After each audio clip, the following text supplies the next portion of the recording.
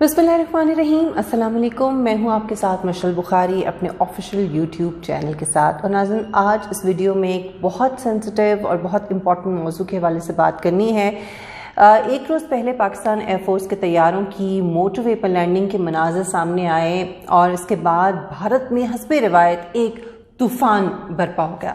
कहा जाने लगा कि ये देखें, पाकिस्तान भारत के ख़िलाफ़ हरदम तैयार है, जंग करना चाहता है, मोटरवे पर लैंडिंग के मुजाहरे हो रहे हैं, मशकें की जा रही हैं। आखिर क्या इरादा है पाकिस्तान का, और ये कि क्या पाकिस्तान और चीन मिलकर कोई खिचड़ी पका रहे हैं, वगैरह वगैरह वगैरह, जैसे उनके मीडिया की एक आदत है। अब कहने को तो आपको ये मामूल की चीखो पुकार मचाता, राई का पहाड़ बनाता भारतीय मीडिया ही लग रहा होगा, लेकिन भारत के संजीदा जो हल्के हैं, जो फौजी उमूर पर उबूर रखते हैं, उनकी जानिब से इस रूटीन की मश्क को बड़ा नोट किया गया है। लेकिन इस तरफ बढ़ने से पहले ये जानना बड़ा ज़रूरी है कि पाकिस्तान को आखिर इस किस्म की मशकें क्यों करना पड़ रही हैं। और पाकिस्तान के पास ज़ाहिर है, आप जानते हैं कि बेहतरीन एयर बेसेस हैं माशाल्लाह, और ऑपरेशनल तैयारी के लिहाज से पाक फ़िज़ाइया की तैयारी जो है वो हमा वक्त होती है। अपनी बेसिस पर तरबियती मशकें होना मामूल की बात है। तो फिर आखिर मोटरवे की ज़रूरत क्यों पड़ी? पहली बात तो ये कि तैयारों की लैंडिंग मोटरवे पर कोई पहली मर्तबा नहीं हो रही है, ये क्लियर हो जाना चाहिए। ये भी मामूल में शामिल हो चुका है। गुज़श्ता साल भी इसी किस्म की मशकें जो हैं वो की गई थी, जिसका मकसद ऑपरेशनल तैयारी और किसी भी हंगामी सूरत हाल से निपटने के लिए मामूल से हटकर अगर ज़रूरत पड़े तो उसके मुताबिक कार्रवाई सर अंजाम देना होता है, ताकि ख़ासतौर पर जो दिफाई एतबार से तमाम ऑप्शंस जो हैं उनको नज़र में रखना होता है। मोटरवे पर लैंडिंग के मुजाहरे से जो आपके पायलट्स की तरबियती महारत है उसका एक तो अंदाज़ा होता है। दूसरा ये कि किसी भी किस्म की जंगी सूरत हाल में खुदा न खास्ता रीफ्यूलिंग अगर करनी पड़े तो आपकी जो फोर्स है उसके लिए एक इजाफी फ़ायदा हासिल होता है। आपकी एयरबेस पर अगर खुदा न खास्ता दुश्मन अटैक करता है और अटैक में एयरबेस के रनवे को नुकसान पहुंचाता है, जबकि आपके तैयारे फिजा में हैं, तो ये मोटरवे फिर उस सूरत में एक सेफ लैंडिंग जोन के तौर पर इस्तेमाल हो सकती है। ये वो अमूमी टेक्निकल नौयत के मामलात होते हैं जिनको मद्देनजर रखा जाता है और फिर इस किस्म की तरबियती मशकें जो हैं वो की जाती हैं जो हो रही हैं। लेकिन सरहद पार बैठा दुश्मन इसका मुशाहिदा करता है और इस किस्म की मशकों को अपनी तैयारी और जंगी वसाइल के तनाजुर में देखता है। अब भारत जो अभी तक राफेल के खुमार में बदमस्त है, हालांकि अभी सिर्फ 5 तैयारे उसे मिले हैं, और वो इन मशकों को पाकिस्तान एयरफोर्स की भारत के साथ एक और फ़िज़ाई टक्कर की तैयारी के तनाजुर में देख रहा है। जाहिर है अभिनंदन की नाक से बहते खून और मज़ेदार चाय के कप वाले मनाजिर जो हैं वो अभी भारत भूला नहीं है।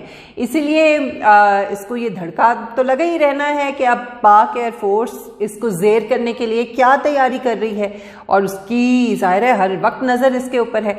दूसरी जानिब भारत को राफेल के चर्चे का भी बड़ा शौक है और कोई ज़्यादा इसका फ़ायदा हासिल नहीं हुआ।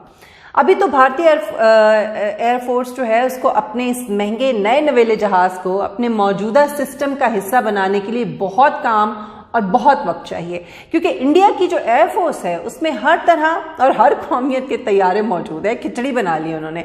रूसी साख्ता जहाज़ सखोई 30 MKI, फिर मिराज 2000, मिग 29, मिग 21, जगुआर्स, समझें बानमदी का कुंबई जमा कर रखा है भारत ने।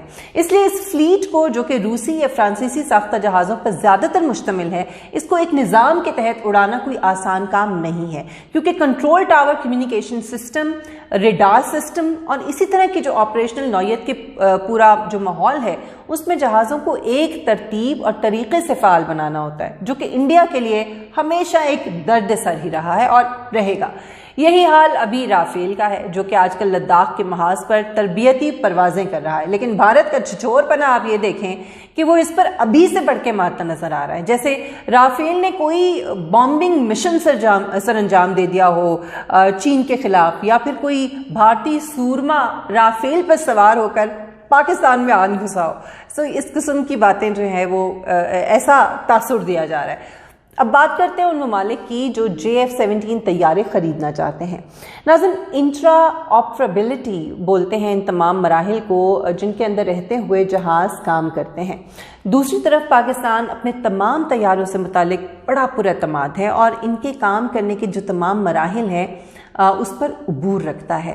جنگی میدان میں اپنی قابلیت کا لوہا پاکستان منوا بھی چکا ہے اور آگے کے لیے ہر دم تیار بھی ہے کہ کس طرح سے دشمن کو اس کے ارادوں کی تکمیل سے پہلے ہی خاک و خون میں نہلانا ہے۔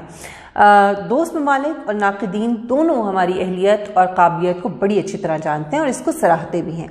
آج کل آذربائیجان کی آپ جانتے ہیں کہ آرمینیا کے ساتھ گھمسان کی جنگ چل رہی ہے، اور اس دوران پاکستان میں جو آذری سفیر ہیں بڑے ایکٹیو نظر آ رہے ہیں، اپنے ٹویٹر اکاؤنٹ کے ذریعے مسلسل جنگ کی صورتحال اور آذری فوج کی جو پیش قدمی ہے اس کے حوالے سے آگاہ کر رہے ہیں۔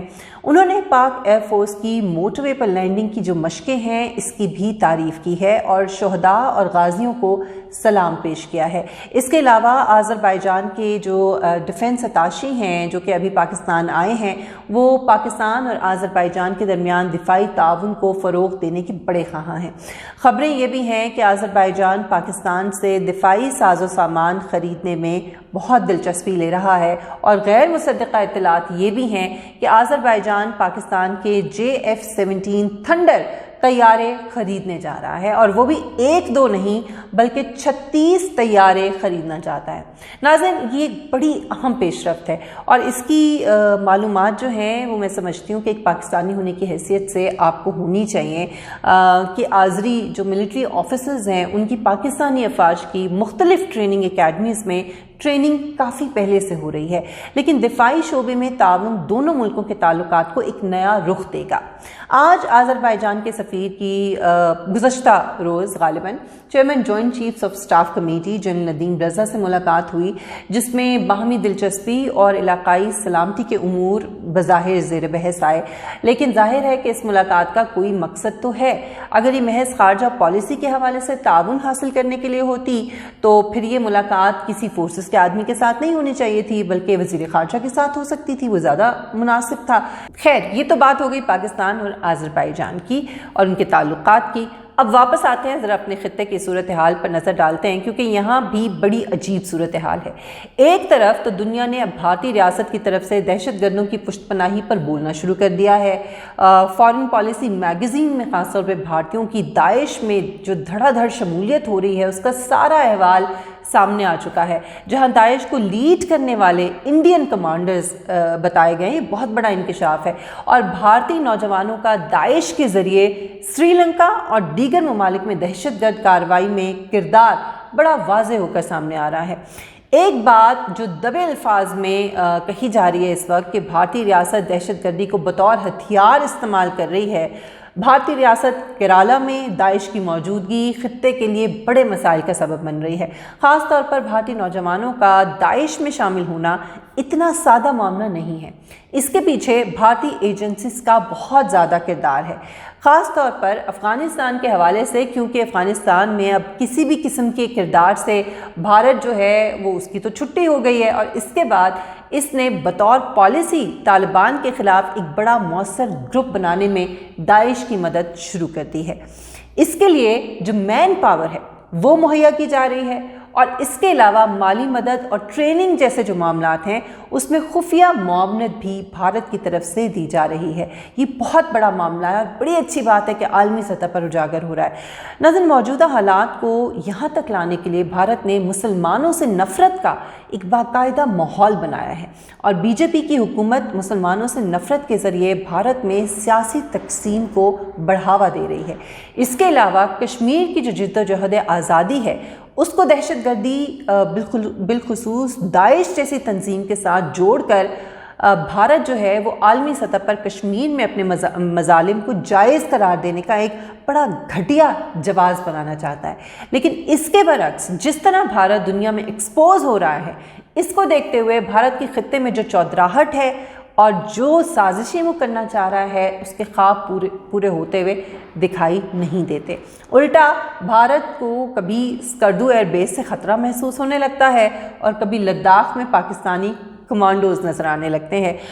یہ ایک نائٹ میئر جو ہے مسلسل جو بھارت کو فیس کرنے پڑ رہے ہیں. میرے خیال میں یہ نائٹ میئرز ہی لے ڈوبیں گے بھارت کو. بہرحال آگے کیا ہوتا ہے یہ آنے والے دنوں میں دیکھتے ہیں اور اس حوالے سے آپ کو اپڈیٹ کرتے رہیں گے. اگر آپ کو میری ویڈیو پسند آئی ہو تو ضرور لائک کیجئے, شیئر کیجئے, اپنا فیڈ بیک ضرور دیجئے کامنٹ سیکشن میں کامنٹ کر کے.